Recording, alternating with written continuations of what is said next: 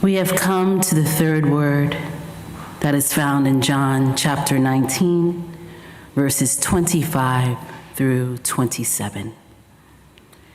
And it reads thusly. Near the cross of Jesus stood his mother's sister, Mary, the wife of Clopas, and Mary Magdalene. When Jesus saw his mother there and the disciple whom he loved standing nearby, he said to her, "Woman, here is your son," and to the disciple, "Here is your mother." From that time on, the disciple took her into his home. As we all know, Easter is a movable feast. While Christmas always falls on the 25th of December, and the date for Easter is one that shifts. Subsequently, as it moves, even the season of Lent moves. Sometimes we find ourselves here in April. Our brothers and our sisters in the Eastern Orthodox tradition, in the Orthodox Church, will find themselves here in May. But we find ourselves here in March. In fact, the very last week of March. Now, March, in our American tradition, has been set apart as a time to honor women. It is National Women's History Month, a time to recognize women's diversity and often under-recognized achievements throughout history. It's a time to spotlight women who continue to go all the way for us with breakthroughs in science and literature and technology, innovation, inspiration, and yes, all the way for us in the struggle against injustice and inequality. Women. Women who press through their pain and by their very presence advocate for their sons, and yes, their daughters, when no one else will. Women. Women who show up despite malicious intent, bias, prejudice, wrongful doings, bogus charges.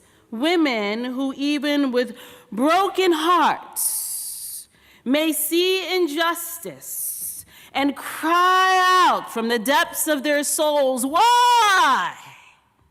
Why? Why?" That's my boy. That's my son. No, no. Women, and those who will stand with them when life gets hard and when evil shows up, sometimes dressed up in its religious garb and pomp and circumstance. Women like Mary, the mother of Jesus, her sister, Mary, wife of Clopas, and Mary of Magdala, and the one who would stand with them, the beloved John. They are here at this bloody and brutal display of injustice and pain and suffering. Come on, let's picture it. There he is, hanging, impaled on a cross. It was ugly. It was brutal. But yes, redemption was coming from it, because Jesus is the Lamb of God who takes away the sins of the world.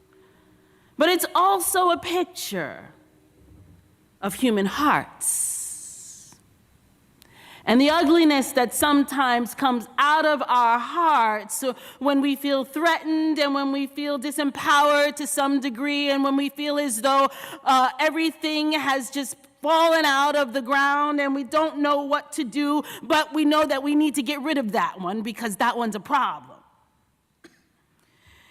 It also is a reminder of women who have had to stand and look up in the face of injustice and see their children facing the hearts of others. In fact, I'm reminded of another mother, one who stood in the face of evil when her young son was brutally murdered and lay in a glass-topped coffin, unrecognizable. That mother who insisted that the coffin remain open so that the world could see what was done to her son. That mother, Mamie Till Mobley, mother of Emmett. You've seen the pictures. We've all seen the pictures of what brutality and hate crimes do. But it is brutality and hate that also galvanizes us to civil rights and move people toward change. Yes, we have a mother here in this text standing and looking at what they did to her boy. But by this brutal image, the world will be changed by what they see. Yes, it's ugly to the human eye, but to the spirit, it's a beautiful sight. There, they all are at the foot of the cross, which is still known as the place of grace. Grace, grace, God's grace, grace that will pardon and cleanse within. Grace, grace, God's grace, grace that is greater than all our sin. And so Mary is there with her sister and with the other Marys, Mary, wife of Clopas, Mary of Magdala, and with John. They're all there at that brutal but beautiful display of grace. And they hear from the voice of the one hanging on the cross, "Woman, here's your son," and to the disciple, "Here is your mother." That's love. That's God's love. That's God's provision, which goes past pain and assures the one who is standing there in grief that God sees and God is making a way even in this. My friends, sometimes we find ourselves at the foot looking up, and all we can see is the blood and the gore and the horrors of the immediate. All we can smell is the stench of death that surrounds us. But today, Jesus is asking us to draw near. Open our hearts and our minds and our eyes and our ears and our entire selves to receive his provision, despite the turmoil that you yourself may face. There is grace still at the foot of the cross. And what do you need from God today? This day in March. What do you need from Jesus today? He wants you to receive. Look around. He not only wants you to receive from himself, but he wants you to receive from one another. Because there were others there to support in the time of deep sorrow.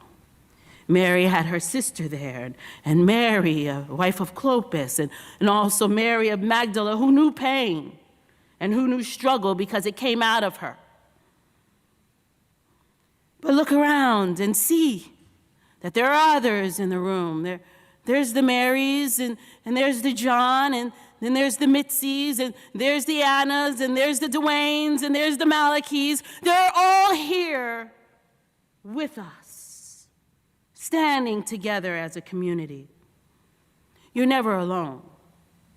And Jesus displays compassion, care, and concern even as he hung and was impaled to a rugged cross. Will you receive what Jesus has for you today?